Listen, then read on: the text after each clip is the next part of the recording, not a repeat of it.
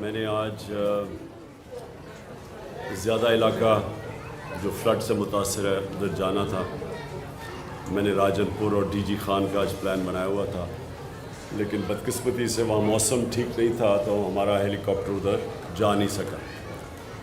تو میں نے پھر یہ جو باقی علاقے ہیں، کیونکہ بہت بڑا پاکستان کا علاقہ اس وقت متاثر ہوا ہے فلڈ سے، جو سارا علاقہ دریائے سندھ کے رائٹ ہینڈ پہ ہے، یعنی سجے ہاتھ پہ جو سندھ کا جو سارا علاقہ، جو یہ پہاڑی سلیمان رینج جتنی بھی پہاڑی علاقے ہیں، ان سے جو تیز ان کے اوپر جو بارشیں ہوئی اور جو بڑی تیز سپیڈ پہ چشمے اور یہ نالے آ رہے ہیں، انہوں نے سب سے زیادہ نقصان پہنچایا.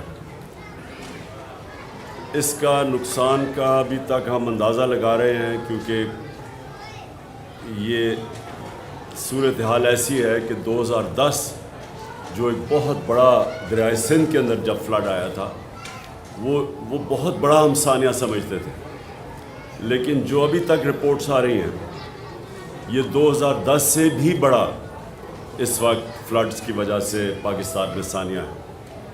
اور پھر سے میں کہہ رہا ہوں، یہ سارا علاقہ جو دریائے انڈس کے رائٹ سائڈ پہ ہے، یہ جو پہاڑیوں پہ بارش ہوئی ہے افغانستان میں بھی، اور جو ہمارے سائڈ پہ ان پہاڑیوں پہ جو بارش ہوئی ہے اس سے سارا نقصان ہوا ہے.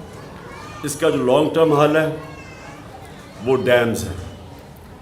پہلے کمپلیٹ کی گومل زام ڈیم، اب یہاں ٹانک زام ڈیم کی فیزیبلٹی بن گئی ہے، شروع ہو گئی ہے، پروونشل گورنمنٹ بنا رہی ہے. اسی طرح پنجاب نے بہت بڑی ڈیم ایک آگے جا کے ڈی جی خان میں، یہی جو پانی نے تباہی مچائی ہے، اس کو ایک بڑی ڈیم بنانے کا پلان تھا ان کا، اور وہ جب سے ہماری حکومت گئی وہ بیچ میں رہ گئی ہے. لیکن وہ پھر حال اس کا یہی ہے کہ یہاں سارا اس جو ہماری مغرب کی پہاڑیاں ہیں، جو سلیمان رینج ہے، اس کے اوپر ساری جگہ چھوٹی چھوٹی ڈیمز بن جائیں، تو یہی پانی جو اتنا نقصان کر رہا ہے، یہی پانی ایک ایسی چیز بنے گا کہ ملک کا بڑا اثاثہ بن جائے گا. ان علاقوں میں ہمیں پتہ ہے بارشیں کم ہوتی ہیں، پانی کم ہوتا ہے، لوگوں کو بڑی دقت ہوتی ہے پانی کی. تو یہ جب اس طرح کا ایک بارشیں زیادہ ہوتی ہیں اور سیلاب آتا ہے، تو یہ ہمارے لیے فائدہ ہو سکتا ہے اگر ہمارے پاس ڈیمز ہوں اور ہم اسی پانی کو روک لیں، اور یہ پھر پانی ساری جو خشک وقت ہوتا ہے سردیوں کا، اس میں کسانوں کے لیے اور لوگوں کے لیے اور آبادی کے لیے ایک بہت بڑا ایسٹ بن جائے، اثاثہ بن جائے ان کا. تو یہ تو لانگ ٹرم حل ہے. اور ہم نے جو اپنے دور میں 10 ڈیمز کا پلان کیا ہے، 50 سال کے بعد بڑی ڈیمز بھی بنا رہے ہیں. اور ہمارا جو پائپ لائن میں تھیں، اب پتہ نہیں ان کا کیا سٹیٹس ہے جب سے ہماری حکومت گئی ہے، لیکن میں آج یہ ضرور کہوں گا کہ پاکستان کے لیے ڈیمز بہت ضروری ہیں. وہ ضروری اس لیے ہیں کہ اس ملک میں پہلی پانی کی کمی ہے، اور پھر جب پانی آتا ہے تو وہ نقصان کر دیتا ہے. وہی پانی کو اگر ہم بچا لیں تو جس طرح میں نے کہا، عوام کی اتنا فائدہ ہوگا، ملک کی گروتھ ریٹ، ملک کے دولت کے اندر اضافہ ہوگا. اب دوسری میری بات یہ ہے کہ ہماری 2 پروونشل گورنمنٹس ہیں، محمود خان یہ خود اوورسی کر رہے ہیں جو سارا پختونخوا، اور خاص طور پہ ڈی آئی خان کے اندر جو نقصان ہوا ہے، یہ خود اوورسی کر رہے ہیں اس کا. میں نے کل بھی پنجاب کے سی ایم چودھری پرویز الہی سے بات کی تھی، ان سے بھی ہم پورا کانسنٹریٹ گورنمنٹ کی ہوگی کہ جو علاقوں کے اندر نقصان ہوا ہے، ڈی جی خان اور راجن پور میں خاص طور پہ جدھر زیادہ نقصان ہوا ہے، ادھر وہ پورا زور لگائیں گے. سندھ اور بلوچستان بہت متاثر ہوئے ہیں. سندھ کے اندر تو سب سے زیادہ اس وقت نقصان ہے، اور اس کے لیے ساری قوم کو مل کے اس کا سامنا کرنا پڑے گا. جو بھی ہماری فیڈرل گورنمنٹ ہے اور جو 2 پروونشل گورنمنٹس ہیں بلوچستان کی اور سندھ کی، ان کو اس وقت پورا ساری کنسنٹریشن کرنی پڑے گی. سب کچھ چھوڑ کے، سندھ میں خاص طور پہ جس طرح کی تباہی مچی ہے، سب کچھ چھوڑ کے ان کو، جو لوگ اس وقت بہت مشکل میں ہیں، ان کے لیے ان کی مدد کرنی چاہیے. میرے پہ بڑا پریشر پڑا ہوا ہے کہ میں چندہ اکٹھا کروں اس کے لیے فلڈس کے لیے.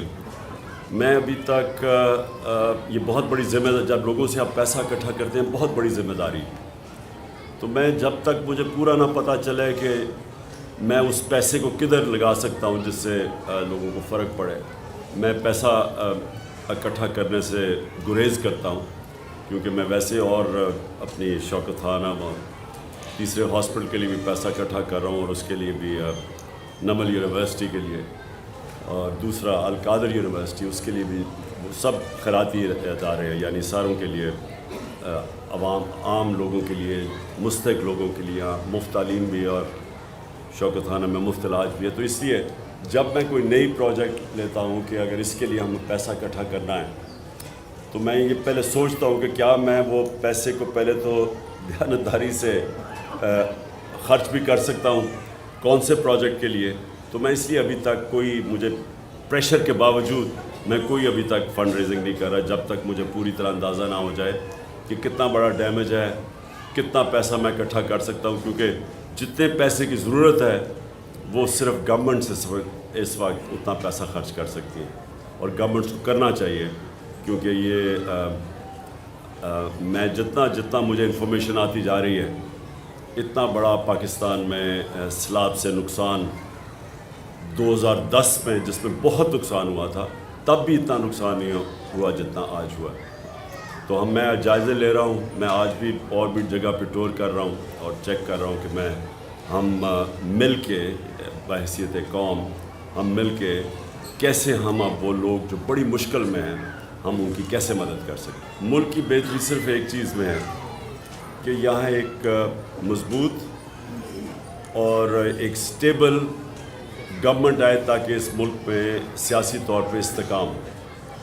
جب تک سیاسی استحکام نہیں ہوگا، معاشی استحکام نہیں ہو سکتا. اور ہماری معیشت اس وقت اتنی مشکل حالات میں ہے، جب سے سازش کے تحت ہماری حکومت کو ہٹایا گیا اور یہ امپورٹڈ حکومت آئی ہے، تو ہر چیز مہنگائی آسمانوں پہ چلی گئی ہے. جو عام آدمی کے کھانے پینے اور استعمال کرنے کی چیزیں، جس کو کنزیومر پرائس انڈیکس کہتے ہیں، اس کے نے سارے ریکارڈ توڑ دیے ہیں. اس وقت مہنگائی کی 42% پہ پہنچ گئی ہے. جب ہم تھے تو 16% پہ تھی. تو جو عام آدمی کی زندگی ہے وہ مشکل ہوتی جا رہی ہے، اور جو معیشت ہے وہ نیچے جا رہی ہے. سو اس کا صرف ایک ہی حل ہے، صاف اور شفاف الیکشن. تو یہ ساتھ ساتھ میں آپ کو واضح کر دوں کہ ہم نے میں اپنی پوری کوشش کروں گا، اپنی ساری دونوں گورنمنٹس کو بھی موبلائز کروں گا.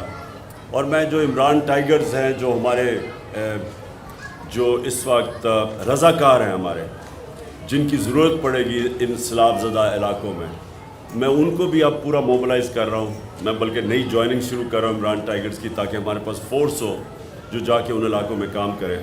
تو میں اس سیلاب کے لیے بھی اب پورا کام کروں گا، اور ساتھ ساتھ میری جو حقیقی آزادی کی تحریک ہے اس ملک کو آزاد کرنے کی، اس کی بھی پوری کوشش اس میں بھی کروں گا. دیکھیے، گرفتاری تو مجرموں کی ہوتی ہے، اور ایک مجرم مفرور ہو کے باہر بیٹھا ہوا ہے، اور دوسرے 60% کیبنٹ اس وقت بیل کے اوپر ہے کرپشن کے کیسز پہ. تو اگر مجھے مجرم بنا دیا ہے کہ ایک ہمارے ورکر اس کے اوپر تشدد کرے، کسٹوڈیل ٹارچر کرے، اس کو جنسی تشدد کرے، اور میں کہوں کہ جو لوگ ذمہ دار ہیں ان کے اوپر میں قانونی کارروائی کروں گا، اس کے اوپر اگر مجھے دہشت گرد بنا دیتے ہیں، تو کیا پاکستان کی عوام اس کو قبول کرے گی؟ لیکن یہ کوئی بنانا ریپبلک میں بھی اس طرح کا مذاق نہیں ہوتا کہ بجائے لوگ اس وقت سب کو سوچنا چاہیے کہ دنیا میں ہماری بدنامی ہوئی کہ ایک پہلے شہباز گل کو انہوں نے جس طرح کیا اغوا کر کے اور پھر اس کے اوپر تشدد کیا، اور دوسرا پھر یہ ایک صحافی جمیل فاروقی، اس سے پھر وہی کیا، وہی ننگا کر کے اس کے اوپر تشدد کیا. اور پھر 2 ہمارے بڑے بڑے صحافی باہر بھاگ گئے ہیں بیچارے، 2 ایک جیل میں اور یہ وہ صحافی ہے جن کی سب سے زیادہ ویورشپ ہے. ان سے ARY چینل جو کہ اس میں سب سے زیادہ مقبول چینل ہے پاکستان کی, اس کو بند کر دیا انہوں نے. تو یہ ساری چیزیں ہو رہی ہیں, اس سے پاکستان کو نقصان ہو رہا ہے. اور یہ جو امپورٹڈ حکومت ہے اس کو لوگ برا بھلا کہہ رہے ہیں, اور اس کے ساتھ جو بھی ان کے پیچھے جن کے پاس پاور ہے, جو ہینڈلرز ہیں, جو نیوٹرلز ہیں, ان کو بھی برا بھلا ساتھ کہہ رہے ہیں. دنیا میں بدنامی ہو رہی ہے. تو اس میں ہمارا تو اللہ کا کرم ہے کہ ہماری تحریک انصاف کا تو فائدہ ہی ہو رہا ہے. ہمارے پاس تو اتنے پبلک آ رہی ہے, الیکشنز بائی الیکشنز ہم جیت رہے ہیں, پبلک ہمارے ساتھ ہے. نقصان تو پاکستان کو ہو رہا ہے, اور پاکستان صرف نکلے گا صاف اور شفاف الیکشن.